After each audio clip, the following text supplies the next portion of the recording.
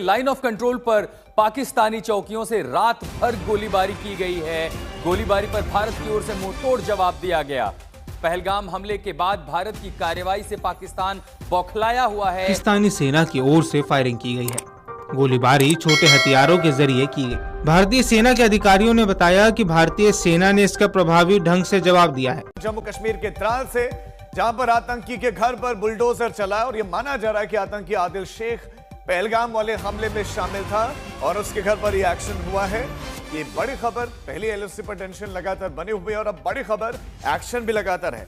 आतंकवादी के घर पर बुलडोजर चला है। त्राल में इस आतंकवादी का घर और इस आतंकवादी का नाम आदिल बताया जा रहा है। ऐसा लग रहा है कि जैसे जंग का माहौल है, ऐसा लग रहा है कुछ ही टाइम में, हर टाइम पे ये लग रहा है कि अगले घंटे कोई ना कोई ऐसा वाकया होगा, जंग स्टार्ट हो जाएगी। पाकिस्तान की एयर स्पेस इंडियन ओन्ड और इंडियन ऑपरेटेड एयरलाइन जो है उनके लिए बंद की जा रही है। अब आतंकियों की बची खुची जमीन को भी मिट्टी में मिलाने का समय आ गया। बहुत ज्यादा डेवलपिंग स्टोरीज आ रही हैं भारत और पाकिस्तान के बीच में। मैंने आपको कहा था कि ये एक इंतहाई इम्पोर्टेंट दिन होने वाला है।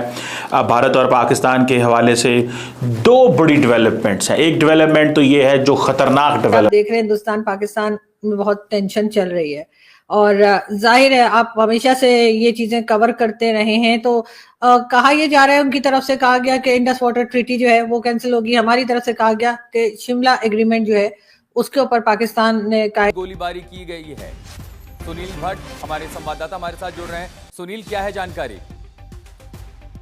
आशुतोष, रात भर जो है पाकिस्तानी चौकियों से फायरिंग हुई है। ये जानकारी हमारे सूत्र बता रहे हैं कि पाकिस्तान ने सीज फायर का उल्लंघन बात की है जहां खून तो नहीं बहेगा लेकिन प्यास की तड़प से पाकिस्तान सूट करता है। We don't need a surgical strike. We want be okay. Indian army है क्यों ये? बिलियंस ऑफ डॉलर्स का बजट है काहे के लिए? The country is under attack. Our soldiers are going to respond. Pakistan ने कश्मीर एलओसी के ऊपर बीएसएफ का यानी इंडियन कोई फौजी है उसे अरेस्ट कर लिया, पकड़ लिया। वो पाकिस्तान साइड पे आया, उसे पकड़ लिया गया। मैं सबसे पहले मुजम्मत करता हूँ हिंदुस्तान के कश्मीर में जो ये हुआ है, ये जुल्म हुआ है भाईजान। ये बहुत बड़ा जुल्म हुआ है और हिंदुस्तान का मीडिया कह रहा है कि हमें बदला चाहिए। आपको तो बदला चाहिए, सबसे पहले आबिद अली को बदला चाहिए इस चीज को लेके कि जो ये जुल्म हुआ है, आम सिविलियन को मारा गया है। किस मुंह से आज हम दोस्ती की बात करें? किस मुंह से अमन की बात करें? किस मुंह से पीस की बात करें? ये जुल्म की इंतहा है, ये जुल्म हुआ है। जिस तरह हिंदुस्तान ने पाकिस्तान का पानी बंद किया, इस तरह हमारी मेहनत भी सारी पानी में रुल गई है। जो हम 3 साल से मेहनत कर रहे थे, पीस की बात करते थे। देखे बलोचिस्तान में जब वाकया हुआ था तो मैंने उन्होंने भारत का दौरा कैंसिल कर दिया। फ्रांस के फॉरेन मिनिस्टर का भारत का दौरा कैंसिल करने का मकसद क्या हो सकता? नमस्कार दोस्तों, जय हिंद दोस्तों। फिर से आप लोग के इंडिया तक एक नई वीडियो में आपका स्वागत है।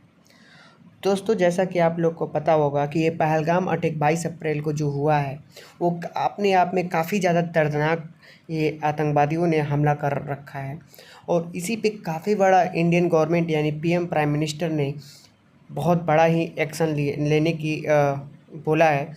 और वहाँ तक कि भी अभी तक की एक रात भर जो आज के रात में रात भर एलओसी पर फायरिंग पाकिस्तान की तरफ से देखा गया है, लेकिन वहीं पर इंडियन आर्मी ने भी मुंहतोड़ जवाब इसका दिया है।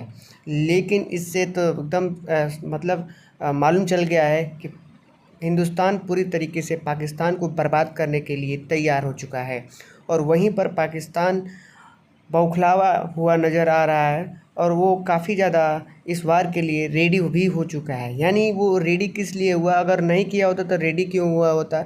सबसे बड़ी बात तो ये है, यानी उसने किया है ये आतंकवादी का हमला, तभी ये रेडी हुआ है। आइए देखते हैं इस पर पाकिस्तानी मीडिया और जर्नलिस्ट क्या कहते हुए नजर आए हैं। दूसरी तरफ भारत ने ऑल पार्टीज कॉन्फ्रेंस बुला ली है। ऑल पार्टीज कॉन्फ्रेंस बुलाने का मकसद क्या हो सकता है, इस पे बात करता हूँ। पाकिस्तान ने अभी तक ऑल पार्टीज कॉन्फ्रेंस नहीं बुलाई। चौथी बात यह है कि भारत ने आज जो फॉरेन एनवाइज हैं, तकरीबन 30 से 40 जो ग्लोबली इम्पोर्टेंट एम्बेसडर्स हैं, 30 से 40 मुल्कों के जो एम्बेसडर्स हैं उनको मिनिस्ट्री ऑफ एक्सटर्नल अफेयर में बुलाया है और उनको ब्रीफ किया है कि क्या सिचुएशन है और दोनों मुल्कों के बीच में क्या होने वाला है या हो सकता है या भारत ने किस तरह के एक्शन लिए हैं। अब ये जो, और आपको मैं ये भी बताता चलूं कि पाकिस्तान के फॉरेन मिनिस्टर ने बांग्लादेश का दौरा जो है वो कैंसिल कर दिया।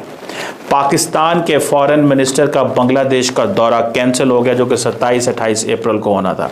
ये स्टोरीज जितनी भी हैं, ये जो खबरें हैं, ये मामूली नहीं हैं। अब ये भी मैं बताता चलूं कि पाकिस्तान ने भी इस्लामाबाद के अंदर जो इम्पोर्टेंट एम्बेसडर्स थे कुछ मुल्कों के, उनको बुला लिया है। गालबन 2 या 3 जुलाई को ये 1972 में ये साइन हुआ था दिल्ली में, इंडिया में, भुट्टो साहब और इंदिरा गांधी जी के दरमियान में, राइट। और इसके तहत जो है वो इंडिया ने 93,000 पाकिस्तानी फौजी जो है उनको छोड़ दिया था, पाकिस्तान को वापस कर दिए थे। और इसके साथ साथ 13,000 स्क्वायर किलोमीटर का इलाका जो हिंदुस्तान ने फतह कर लिया था, वो भी पाकिस्तान को वापस कर दिया था। तो तीसरी चीज इसमें ये थी कि जो ये था आपका सीज फायर लाइन जो थी 750 कितने किलोमीटर की, ये जो जम्मू कश्मीर वाली, इसको सीज फायर लाइन को उन्होंने परमानेंट लाइन ऑफ कंट्रोल में कन्वर्ट कर दिया था। अब हुआ ये कि तो दोस्तों अभी आप लोगों ने देखा ही होगा कि जो पाकिस्तानी जर्नलिस्ट और पाकिस्तानी मीडिया हैं वो गोदी मीडिया बोलते हुए नज़र आ रहे हैं कि ये लोग कुछ भी अफवाह उड़ाते जा रहे हैं। इनके पास इतना भी सेंस नहीं है पाकिस्तानी मीडिया के पास में कि कोई भी वीडियो का क्लिप उठाकर कहीं भी चला दे रहे हैं। विदाउट सेंस मतलब पाकिस्तानी मीडिया है, क्योंकि ये अपने आप में एक जाहिल और जपाट हैं, क्योंकि इनके पास सेंस नहीं है, ये विदाउट सेंसलेस है। और रही बात जो आतंकवादी का हमला हुआ है, वो आतंकवादी का खजाना किसके पास है?